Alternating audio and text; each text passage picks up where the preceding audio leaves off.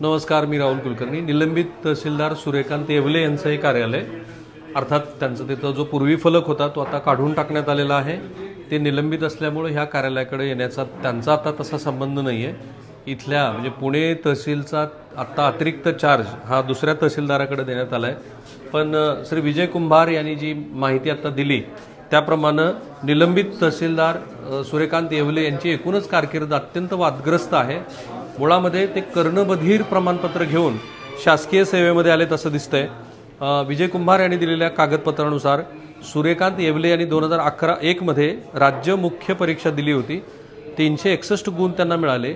ते अपंग म्हणजे कर्णबधीर कोट्यातनं पास झाले. त्यांना नागपूर विभागामध्ये 2004 मध्ये नायब तहसीलदार पद देण्यात आलं.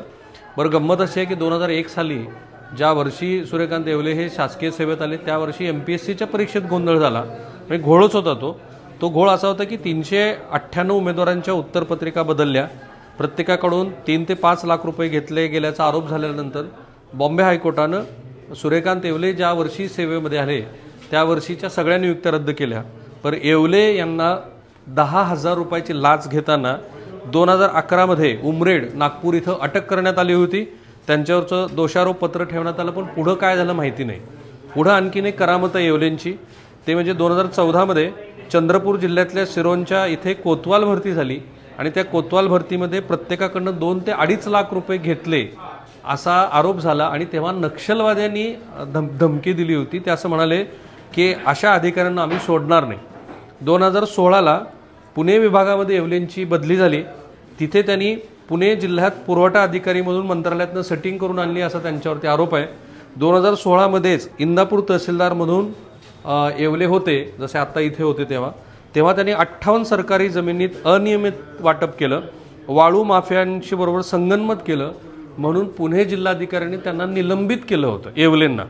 पुढे 14 वर्षात 7 वेळा येवलेवरती भ्रष्टाचाराचे आरोप झाले. पण प्रत्येक वेळेला ते सेटिंग लावून परत आले असं म्हणतात. हे विजय कुमार यांचे आरोप आहेत. मोबोज हॉटेल जमीन घोटाळा प्रकरणी त्यांच्यावरती आरोप करण्यात आलं. आंदोलनं झाली पण पुढे काही झालं नाही. आणि आता हे सगळी कागदपत्र जी विजय कुमार यांनी दिली त्याच्यानंतर एक मूलभूत प्रश्न उपस्थित झाला की अशा भ्रष्ट लाच घेताना पकडल्या गेलेल्या आणि ज्याला नक्षलवाद्यांनी धमकी दिली त्यांनी ज्याला जिल्हाधिकाऱ्यांनी सस्पेंड केले अशा येवलीची पुणे सारख्या शहराच्या तहसीलदारपदी नियुक्ती झाली कशी?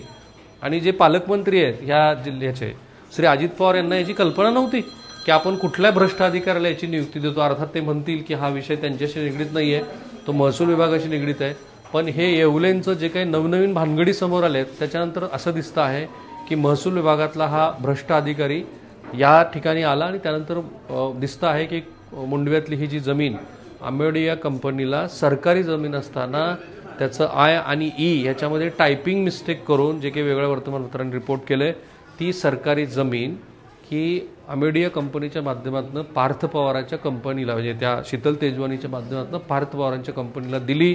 ते देत असताना अतिरिक्त आपल्या अधिकाराचा वापर हा येवलेंनी केला आणि मग सरकारी जमीन ही पार्थ पवारांच्या कंपनीला गेली. कॅमेरामन निकेतन माळेसह मी राहुल कुलकर्णी, NDTV मराठी. आणि हे येवलेंचं पूर्वीचं ऑफिस. कमालच आहे, म्हणजे कुठेही कशीही नियुक्ती मिळू शकते.